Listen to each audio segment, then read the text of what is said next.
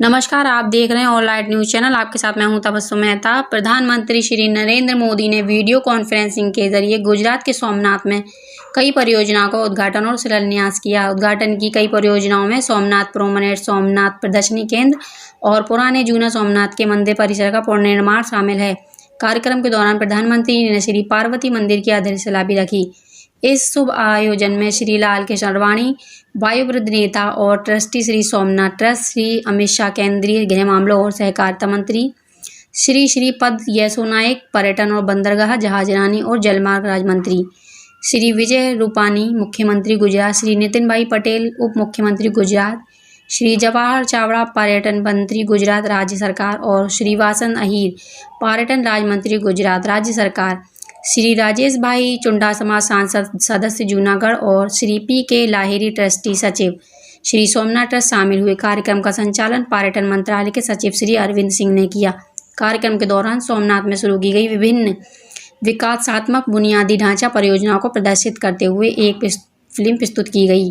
उन्होंने कहा कि हमारी सोच इतिहास से सीखने की होनी चाहिए ताकि हम अपने वर्तमान को बेहतर बना सकें और एक नया भविष्य बना सकें।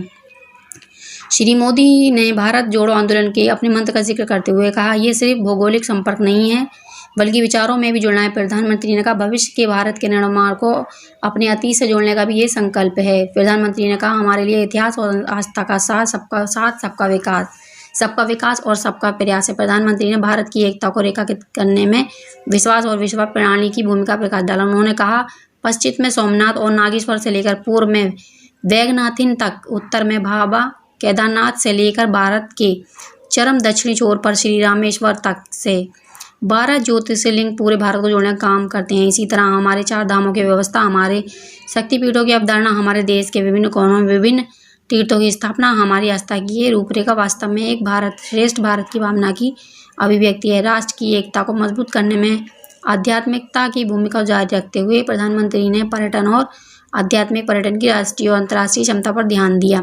उन्होंने कहा कि देश आधुनिक अवसंरचना का निर्माण कर प्राचीन गौरव को पुनर्जीवित कर रहा है। उन्होंने रामायण सर्किट का उद्घाटन दिया, जो राम भक्तों को भगवान राम से संबंधित नए स्थानों से अवगत करा रहा है और उन्हें ये महसूस करा रहा है कि कैसे भगवान राम पूरे भारत के राम है। इसी तरह बुद्ध सर्किट दुनिया भर के भक्तों को सुविधाएं प्रदान करता है। प्रधानमंत्री ने कहा, पर्यटन मंत्रालय स्वदेश दर्शन योजना के तहत 15 विषयों पर पर्यटन सर्किट विकसित कर रहा है, जिससे अपेक्षित क्षेत्रों में पर्यटन के अवसर पैदा हो रहे हैं। केदारनाथ जैसी पहाड़ी क्षेत्रों में विकास, 4 धामों के लिए सुरंग और राजमार्ग, वैष्णव देवी में विकास कार्य, पूर्वोत्तर में हाईटेक इंफ्रास्ट्रक्चर दूरी पाट रहे हैं। इसी तरह 2014 में घोषित प्रसाद योजना के तहत पर्यटन मंत्रालय 40 प्रमुख तीर्थ स्थलों का विकास कर रहा है, जिनमें से 15 पहले ही पूरे हो चुके हैं। गुजरात में 100 करोड़ से अधिक की 3 परियोजनाओं पर काम चल रहा है।